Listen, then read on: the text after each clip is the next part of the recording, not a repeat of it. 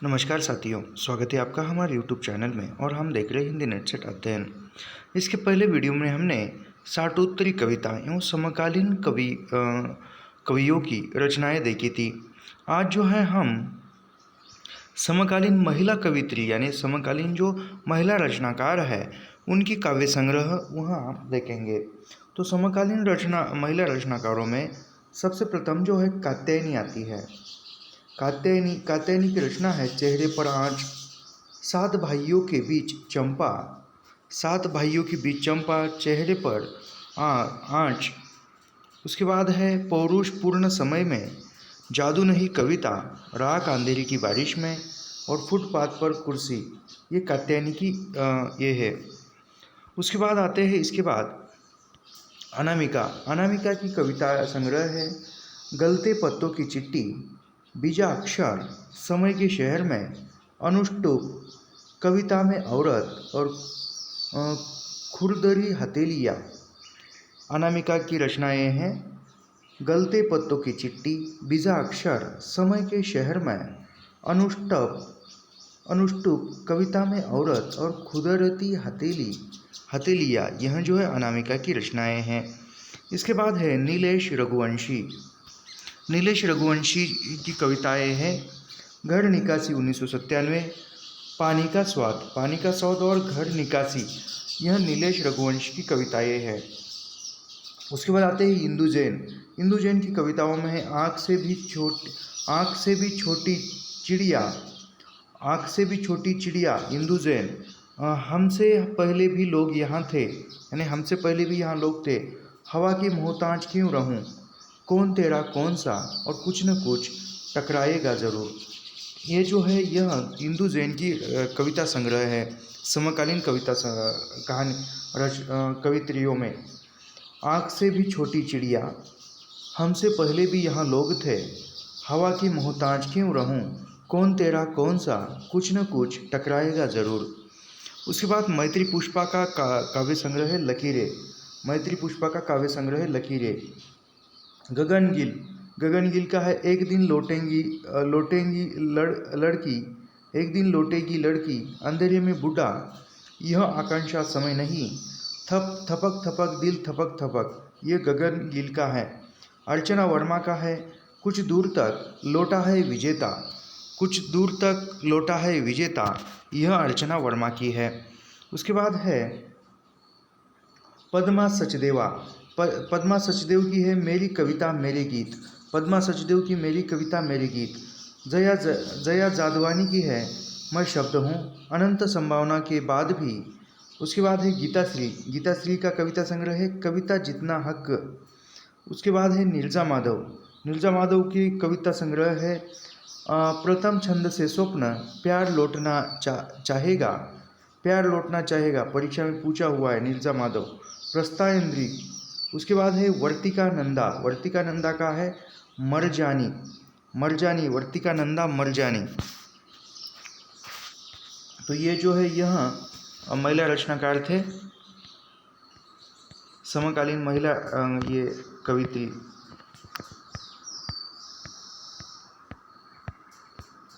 उसके बाद का हम देखेंगे। उसके बाद जो है यहाँ पे नवगीत विधा का प्रारंभ होता है। नवगीत क्या है ये हम देखेंगे। हिंदी में नवगीत परंपरा का आरंभ राजेंद्र प्रसाद सिंह द्वारा सन 1998 में संपादित गीतांगिनी शीर्षक से नवगीत संकलन से माना जाता है।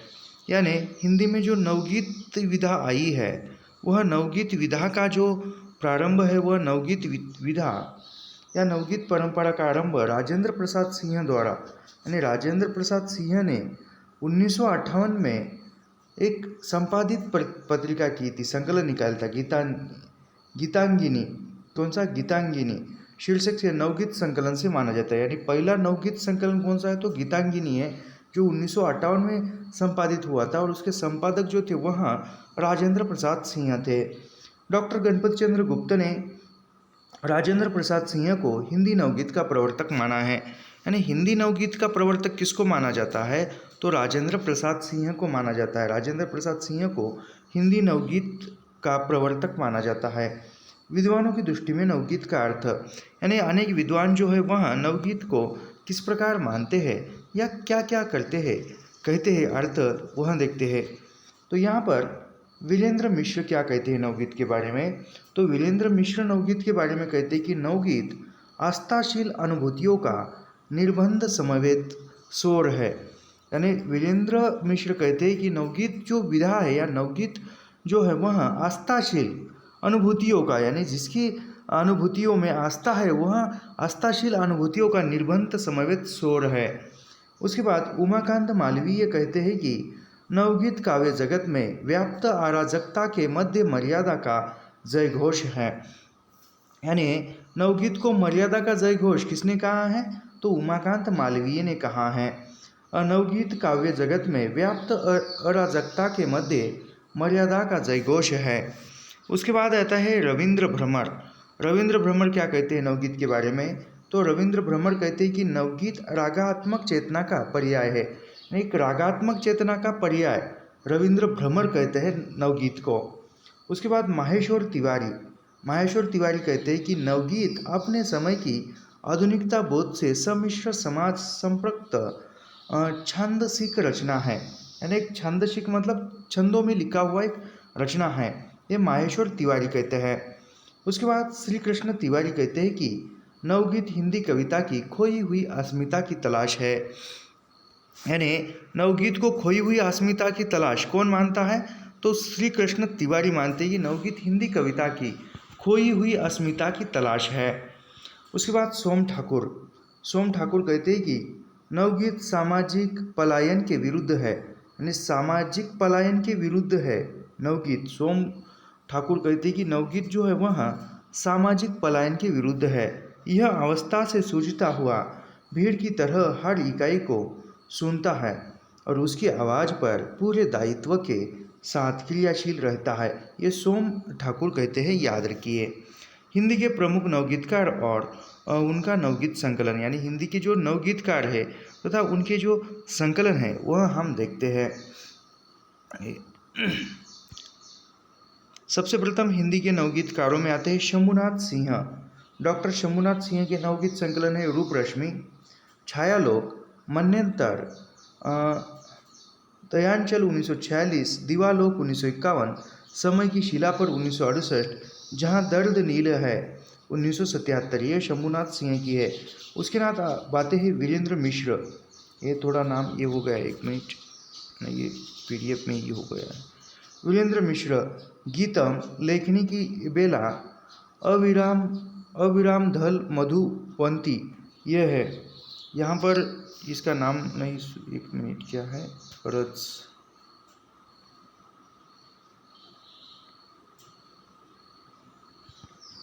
इसका नाम हम बाद में करेंगे क्योंकि ये नहीं दिखा सुनाई दे रहा है। संघर्ष 1944, अंतर्ध्वनि 1946, विभावरी 1951, प्राणगीत 1954, दर्द दिया है 1956, बादल बरस से 1958, नीरज की पाती, यानी गोपालदास नीरज है शायद, गोपालदास नीरज, गोपाल की पाती है तो वही है, गोपालदास नीरज 1958, नदी के किनारे 1958, गीत 1958, आसावरी 1958, लहर पुकारी 1959 और गीत भी अगीत भी, ये गोपालदास नीरज जी का नवगीत संकलन है। उसके बाद आते हैं रामनाथ अवस्थी, आग और पराग। रामनाथ अवस्थी का है आग और पराग। ये थोड़ा बराबर नहीं दिखाई दे रहा है, तो गलत पढ़ने से अच्छा है कि इसको हम छोड़ ही दें, बाद में यदि वो किताब में देखकर ये करेंगे हम। अभी यहाँ पर ये भी नहीं दिखाई दे रहा है, थोड़ा PDF बनाते समय गलत हुआ। हिंदी गज़ल, यानी हिंदी गज़ल जो है वह देखते हैं। हिंदी गज़ल क्या है? गज़ल अरबी भाषा का स्त्रीलिंग शब्द है। यानी गज़ल यह मूलतः किस भाषा का शब्द है, तो अरबी भाषा का है। गज़ल यह मूलतः अरबी भाषा का शब्द है और वह स्त्रीलिंगी है, जिसका शाब्दिक अर्थ है प्रेमी तथा प्रेयसी का वार्तालाप। यानी गज़ल शब्द यह मूलतः किस भाषा का है, उर्दू भाषा का नहीं है, अरबी भाषा का है। गज़ल यह शब्द मूलतः अरबी भाषा का है और इसका स्त्रीलिंग, इसका स्त्रीलिंगी शब्द है गज़ल। उसके साथ ही इसका शाब्दिक अर्थ देखा जाए तो प्रेमी तथा प्रेयसी यानी नायक नायिका का वार्तालाप तथा प्रेमी और प्रेयसी का वार्तालाप बातचीत। अभी गज़ल की परिभाषाएं देखते हैं, यानी गज़ल की परिभाषा क्या है वहाँ देखते हैं। विद्वान कहते हैं कि हिंदी साहित्य कोश के अनुसार, यानी हिंदी साहित्य कोश के अनुसार गज़ल की परिभाषा है कि गज़ल का अर्थ नारियों से प्रेम की बात करना। यानी गज़ल का अर्थ होता है कि हिंदी साहित्य कोश के अनुसार गज़ल का अर्थ होता है कि गज़ल का अर्थ नारियों से प्रेम की बात करना, यानी नारियों से स्त्रियों से प्रेम की बात करना यानी गज़ल है। ये कौन कहता है? तो ये हिंदी साहित्य कोश कहता है। उसके बाद फिराक गोरखपुरी। फिराक गोरखपुरी कहते हैं कि गज़ल असंबद्ध कविता है। गज़ल का मिजाज मूलतः समर्पणवादी है। यानी फिराक गोरखपुरी कहते हैं कि गज़ल क्या है? गज़ल एक असंबद्ध कविता है। गज़ल का मिजाज मूलतः समर्पणवादी है, यानी जिस रचना में या जिस लेखन में उसमें गज़ल मिजाज है, यानी वह समर्पणवादी मिजाज है, किसी के प्रति या किसी को समर्पित कर देना, तो वो फिराक गोरखपुरी कहते हैं कि गज़ल का अर्थ मूलतः समर्पणवादी है और वह गज़ल क्या है? असंबद्ध कविता है। उसके बाद शमशेर बहादुर सिंह लिखते हैं कि गज़ल एक लिरिक विधा है। यानी शमशेर बहादुर सिंह गज़ल को कहते हैं कि लिरिक विधा है जिसका कुछ अपनी शर्तें हैं, अपना प्रतीकवाद और जीवंत परंपरा है। यानी वह शमशेर बहादुर सिंह कहते हैं कि गज़ल एक क्या है? लिरिक विधा है, यानी गाने की विधा है जिसकी कुछ शर्तें यानी कुछ नियम है, शर्तें हैं, अपना प्रतीकवाद और जीवंत परंपरा है। उसके बाद रोहिता वंश अस्थाना कहते हैं कि ये अमीर खुसरो का यहाँ पर बताते हैं कि रोहिता वंश अस्थाना अमीर खुसरो का समय मानते हैं कि 1253 से 1325 अस्थाना जी के अनुसार हिंदी गज़ल का प्रवर्तक स्वीकार किया है। यानी रोहिता वंश अस्थाना क्या कहते हैं कि रोहिता वंश अस्थाना ने गज़ल का प्रवर्तक किसको माना है? तो अमीर खुसरो को माना है। और अमीर खुसरो का समय कितना है? 1253 से 1325। इनकी गज़लों में आबद्ध शेर भाषा की दृष्टि से हिंदी और पारसी का संगम प्रस्तुत करते हैं। यानी वहाँ रोहितावश अस्थाना कहते हैं कि जो इनकी यानी अमीर खुसरो की गज़लों में आबद्ध शेर भाषा की दृष्टि से हिंदी और पारसी का संगम प्रस्तुत दिखने को मिलता है। कुछ विद्वान कबीरदास को हिंदी गज़ल का आदि प्रवर्तक मानते हैं। यानी कुछ जो विद्वान हैं वह कुछ विद्वान कबीरदास को भी हिंदी गज़ल का प्रवर्तक मानते हैं, आदि प्रवर्तक यानी सबसे प्रथम लिखने वाला। उसके बाद है आधुनिक हिंदी गज़ल का प्रवर्तक दुष्यंत कुमार। यानी आधुनिक हिंदी गज़ल का प्रवर्तक कौन है? तो दुष्यंत कुमार है। और इसमें आधुनिक हिंदी गज़ल में जो दुष्यंत कुमार का समय है वह है 1933 से 1975। दुष्यंत कुमार का समय क्या है? 1933 से 1975 और यह आधुनिक गज़ल के प्रवर्तक माने जाते हैं। दुष्यंत कुमार का मूल नाम दुष्यंत नारायण त्यागी था, ये याद रखिए। यानी दुष्यंत कुमार का मूल नाम क्या था? तो दुष्यंत कुमार का मूल नाम था दुष्यंत नारायण त्यागी। प्रारंभ में ये परदेशी तथा अनुरागी उपनाम से कविताएं लिखते थे। याद रखिए, परदेशी और अनुरागी उपनाम से कविताएं कौन लिखते थे? तो दुष्यंत ही लिखते थे। और दुष्यंत का पूरा नाम क्या है? दुष्यंत नारायण त्यागी। दुष्यंत कुमार को हिंदी गज़ल सम्राट भी कहा जाता है। ये देखो, उपन्यास सम्राट प्रेमचंद को कहा जाता है, तो गज़ल सम्राट किसको कहा जाता है? तो दुष्यंत कुमार को कहा जाता है। याद रखिए, दुष्यंत कुमार को हिंदी गज़ल सम्राट कहा जाता है। अभी कुछ यहाँ पर महत्वपूर्ण गज़ल संग्रह देखते हैं। महत्वपूर्ण गज़ल संग्रह है रामेश्वर शुक्ला आंचल का गज़ल संग्रह है इन आवाज़ों को ठहरा लो। उसके बाद हरिकृष्ण प्रेमी का है रूप दर्शन और रूपरेखा। रूप दर्शन और रूपरेखा किसका गज़ल संग्रह है? हरिकृष्ण प्रेमी का। फिर आते हैं शमशेर बहादुर सिंह का गज़ल संग्रह है सुकून की तलाश। त्रिलोचन शास्त्री का गज़ल संग्रह गुलाब और बुलबुल त्रिलोचन शास्त्री। दुष्यंत कुमार का है साये में धूप। दुष्यंत कुमार का साये में धूप बहुत बार पूछा है। गोपाल दास नीरज का है नीरज की पाती। गोपाल दास नीरज का क्या है? तो नीरज की पाती। उसके बाद आते हैं रामदर्श मिश्र। रामदर्श मिश्र का गज़ल संग्रह है हंसी ओठ पर आंखें नम है, बाजार को निकलते हैं लोग। यानी रामदर्श मिश्र का गज़ल संग्रह है हंसी ओठ पर आंखें नम है, बाजार को निकलते हैं लोग। उसके बाद है कुंवर बेचैन। कुंवर बेचैन का है शामी यानी कांच के पत्थर की बांसुरी, महावर इंतज़ारों का और रसिया पानी की। ये कुंवर बेचैन की गज़ल संग्रह है। उसके बाद आते हैं रामकुमार कृषक। रामकुमार कृषक की गज़ल संग्रह है नीम की पत्तियाँ। माधव मधुकर का है सूर्य का सवाल और आग का राग। उसके बाद ज्ञान प्रकाश विवेक का है धूप के हस्ताक्षर। धूप के हस्ताक्षर राम प्रकाश विवेक का है। आदम गोडवी का है धरती की सतह पर समय से मुठभेड़ और धरती की सतह पर आदम गोडवी का है। उसके बाद आते हैं विज्ञान व्रत। विज्ञान व्रत का है बाहर धूप खड़ी है, चुप की आवाज़ और जैसे कोई लौटेगा। ये किसका है? विज्ञान व्रत का है। विज्ञान व्रत के गज़ल संग्रह बाहर धूप खड़ी है, चुप की आवाज़ और जैसे कोई लौटेगा। उसके बाद देखते हैं महेश आश्क का है राख की जो पर्वत अंगारों पर है। यानी महेश आश्क का है राख की जो पर्वत अंगारों पर है। उसके बाद राजेश रेड्डी का गज़ल संग्रह है उड़ान, वजूद और उसके बाद आसमान, आसमान से आगे है। यानी राजेश रेड्डी का है उड़ान, वजूद, आसमान से आगे। उसके बाद है देवेंद्र कुमार आर्य। देवेंद्र कुमार आर्य का गज़ल संग्रह है किताब के बाहर। अभी यहाँ पर कुछ महत्वपूर्ण जो गज़लकार है उनके शेर देखते हैं। आमिर खुसरो का है शबाने हिजरा दरायूं जुल्फ बरोज़े बसला, चू उम्र कोताहा, सखी पिया को जो मैं न देखूँ तो कैसे काटूँ अंधेरी रतिया। यह आमिर खुसरो का है। अभी जयशंकर प्रसाद का भी शेर देखते हैं। जयशंकर प्रसाद ने लिखा हुआ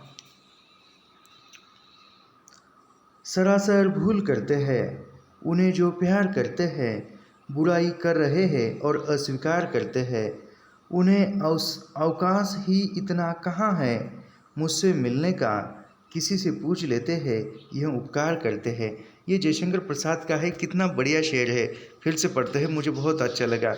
सरासर भूल करते हैं उन्हें जो प्यार करते हैं, बुराई कर रहे हैं और अस्वीकार करते हैं, उन्हें अवकाश ही इतना कहाँ है मुझसे मिलने का, किसी से पूछ लेते हैं यह उपकार करते हैं। ये जयशंकर प्रसाद का है। अभी गोपाल दास नीरज क्या कहते हैं? गोपाल दास नीरज कहते हैं कि समय ने जब अंधेरे से दोस्ती की है। नीरज जी कहते हैं कि समय ने जब अंधेरे से दोस्ती की है, जला के अपना ही घर हमने रोशनी की है। समय ने जब अंधेरे से दोस्ती की है, जला के अपना ही घर हमने रोशनी की है। बदन पे जिसके शराफत का पहरहम देखा, वो आदमी भी यहाँ हमने बदचलन देखा। रामदर्श मिश्र का है आगे। बाजार को निकलते हैं लोग बेच के घर को, क्या हो गया है जाने आज मेरे शहर को। बाजार को निकलते हैं लोग बेच के घर को, बाजार को निकलते हैं लोग बेच के घर को, क्या हो गया है जाने आज मेरे शहर को। ये रामदर्श मिश्र का है। अभी कुंवर बेचैन कहते हैं कि अपने मन में ही अचानक यूँ सजल हो जाएंगे, क्या खबर थी कि आपसे मिलकर गज़ल हो जाएंगे। ये देखो कितना खूबसूरत है। आप अपने मन में ही अचानक यूँ सजल हो जाएंगे, क्या खबर थी कि आपसे मिलकर गज़ल हो जाएंगे। अगला है जब तेरी याद ने सीने से लगाया मुझको, याद आकर भी कोई याद न आया मुझको। ये शेर थे, कुछ ज़्यादा थे तो एक होता था, लेकिन ये गिने चुने शेर थे।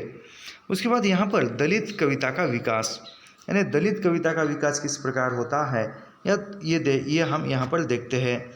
दलित कविताओं में सबसे प्रथम जो है रविदास को रविदास भी कहा जाता है। संत रविदास को हिंदी का प्रथम दलित कवि माना जाता है। यानी हिंदी का प्रथम दलित कवि कौन है? तो संत रविदास है। आधुनिक युग के दलित कवियों में प्रथम नाम हीराडोम और स्वामी अच्युतानंद का लिया जाता है। यानी सबसे प्रथम दलित कवि कौन है तो रविदास है। उसके बाद आधुनिक युग में दलित कवियों में हीराडोम और स्वामी अच्युतानंद, इन दोनों को आधुनिक दलित कविता का प्रवर्तक या आधुनिक युग में दलित कविता लिखने वाले कौन थे तो हीराडोम और अच्युतानंद है, स्वामी अच्युतानंद। वास्तव में दलित विद्वानों ने सन 1914 में सरस्वती पत्रिका में प्रकाशित हीराडोम की कविता अछूत की शिकायत को हिंदी की प्रथम दलित कविता माना है। यानी यहाँ पर क्या है, जो दलित विद्वान हैं यानी दलित हिंदी साहित्य के जो विद्वान हैं उन्होंने 1914 में सरस्वती पत्रिका में एक हीराडोम की कविता प्रकाशित हुई थी, उसका नाम है अछूत की शिकायत। इस अछूत की शिकायत नामक कविता को प्रथम दलित कविता दलित विद्वानों ने माना है। हिंदी में प्रकाशित अन्य दलित काव्य संग्रह और कवि, यानी हिंदी में अनेक जो कवि है यार उनकी जो ये कविताएं है दलित कविता संग्रह है। हीराडोम की है अछूत की शिकायत 1914। बिहारीलाल हरित की है अछूत का पैगंबर 1946। चमार हूँ मैं 1975। उसके बाद है गोपाल प्रसाद का है सूर्पनखा 1986 खंड काव्य, यानी ये गोपाल प्रसाद का है सूर्पनखा 1986 खंड काव्य है। उसके बाद डॉक्टर धर्मवीर है हीरामन 1987। ओम प्रकाश वाल्मीकि का है सदियों का संताप 1979। बस बहुत हो चुका 1997। आप और नहीं 2009। मनसाराम विद्रोही का है दलित 50 1989। मलखान सिंह सुनो ब्राह्मण 1995। जयप्रकाश करदम का है गूंगा नहीं था मैं 1997। कर्मशील भारती का है कलम को दर्द कहने दो 2000। कलम को दर्द कहने दो कर्मशील भारती। सुशीला टागभोरे स्वाति बूंद और खारे मोती 1993। तुमने उसे कब पहचाना, ये सुशीला टकभोरे की है। सोहन पाल सुमनाक्षर सिंधु घाटी बोल उठी है। उसके बाद श्योरा सिंह बेचैन नई फसल कौंच हूँ मैं, यह श्योरा सिंह बेचैन का है। उसके बाद आते हैं कमल भारती तब तुम्हारी निष्ठा क्या होती। यन सिंह दर्द के दस्तावेज और सतह से उठते हुए कुसुम योगी टुकड़े टुकड़े दंश और व्यवस्था के विषधर। निर्मला पुतुल का है अपने घर की तलाश 2004। पुरुषोत्तम सत्य प्रेमी का है द्वार पर दस्तक। पुरुषोत्तम सत्य प्रेमी का है द्वार पर दस्तक। रजनी तिलक का है करोड़ों पद चाप हूँ। दयानंद बटोही का है यातना की आंखें। सीबी भारती का है आक्रोश। सुखबीर सिंह का है बयान बहार। लक्ष्मी नारायण सुधाकर का है उत्पीड़न की यात्रा। श्याम सिंह शशि का है एकलव्य और अन्य कविताएं। उसके बाद सूरजपाल चौहान का है प्रयास क्यों विश्वास करो 2004। भीम सागर एन आर सागर का है हम आज़ाद है। सुरेश तनवर का है रात के इस शहर में 1991। नियति नहीं यह मेरी 1999। यानी रात के इस शहर में 1991 और नियति नहीं यह मेरी 1999, ये सुदेश तनवर का है। ईश कुमार गंगानिया हार नहीं मानूंगा ये पूछा है ईश कुमार गंगानिया। उसके बाद है चिरंजीलाल कटारिया शब्द थके ज़रूर है। मनोज सोनकर का है गज़ल गंध 2001। आगे देखते हैं हिंदी। यहाँ पर जो है गद्य प्रारंभ होता है। ये गद्य जो है हम बाद में देखते हैं। तो यहाँ से कल से जो है हमारा गद्य प्रारंभ हो जाएगा। कुछ दुविधाओं के अभाव से हर रोज़ लेक्चर नहीं ले पा रहे हैं ऑनलाइन और रिकॉर्ड नहीं कर पा रहे, तो इसलिए खेद है। और जितना हो सके उतना हम हर रोज़ अपलोड करने का प्रयास कर रहे हैं। तो ऐसे ही अभी महाराष्ट्र सेट परीक्षा हो या अन्य सेट परीक्षा हो, अभी 21 जून से लेकर 30 जून के बीच में नेट परीक्षा होने वाली है, तो इन सभी परीक्षा के दृष्टिकोण से यह जो किताब है यह काफ़ी महत्वपूर्ण है। तो ऐसे ही अध्ययन करने के लिए हमारे चैनल को सब्सक्राइब कीजिए, लाइक कीजिए और शेयर करना मत भूलिए। मिलते हैं नेक्स्ट वीडियो में। धन्यवाद।